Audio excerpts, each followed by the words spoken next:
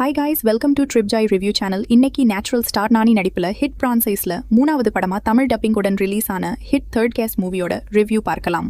படத்தோட கதை என்னன்னா, ஹிமாச்சல பிரதேசத்தில் நானி இன்வெஸ்டிகேஷன் போலீஸ் ஆஃபீஸராக இருக்காரு. அங்கே கொடூரமாக கொலை ஒன்று நடக்குது. அதை விசாரிச்சு கொலையாளியையும் கண்டுபிடிக்கிறாரு. அந்த கொலையாளியை கஸ்டடியில் எடுத்து விசாரிச்சுட்டு இருக்கும்போது அதே பேட்டர்னில் பீகாரில் கொலை நடக்குது.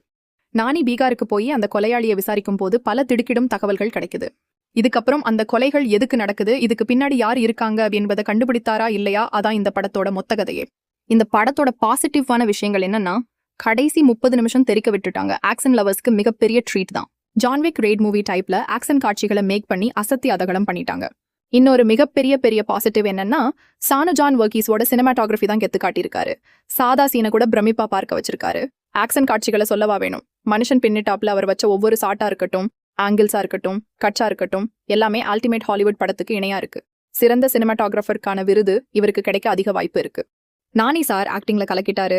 அவர் ஆக்ஷன் காட்சிகளை இந்த அளவுக்கு பண்ணுவாருன்னு நான் எக்ஸ்பெக்ட் பண்ணல. ரொம்ப ஸ்டைலிஷா யூனிக்கா வேற லெவல்ல பண்ணிருக்காரு. அவர் மட்டும் இல்ல, இன்னும் 4 கேரக்டர் கிளைமாக்ஸ்ல ஆக்ஷன் தெரிக்க விட்டுருப்பாங்க. சமுத்திரகனிக்கும் நானிக்கும் இடையேயான பாண்டிங் காட்சிகள் அருமையா இருக்கு. கொஞ்சம் காமெடியாவும் இருக்கு. இன்டர்வல் பிளாக்குக்கு முன்னாடி வரும் 20 நிமிஷம் போர்ஷன் நல்லா இருக்கு.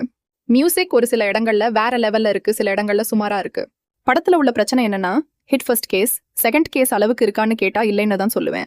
கொஞ்சோண்டு இன்வெஸ்டிகேஷன் சீனை வச்சுட்டு பக்கா கமர்ஷியல் ஆக்ஷன் படத்தை எடுத்துட்டு ஹிட் தேர்ட் கேஸ்ன்னு பேர் வச்சிருக்காங்க. ஆக்ஷன் காட்சிகளை தவிர பெருசா உள்ள ஒண்ணும் இல்ல. செகண்ட் ஹாஃப்லாம் காட்சி நகரவே இல்ல, ஒரே இடத்துல சுத்துது.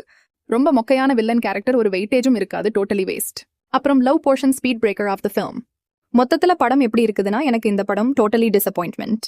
ஆவரேஜான வாட்ஸ் தான். இந்த படம் பார்க்க விருப்பம் உள்ளவங்க தியேட்டர்ஸ்ல போய் பாருங்க. குழந்தைகளுக்கும் இந்த படத்துக்கும் சம்பந்தமே இல்ல, மெச்சூர் ஆடியன்ஸா இருந்தா மட்டும் பாருங்க.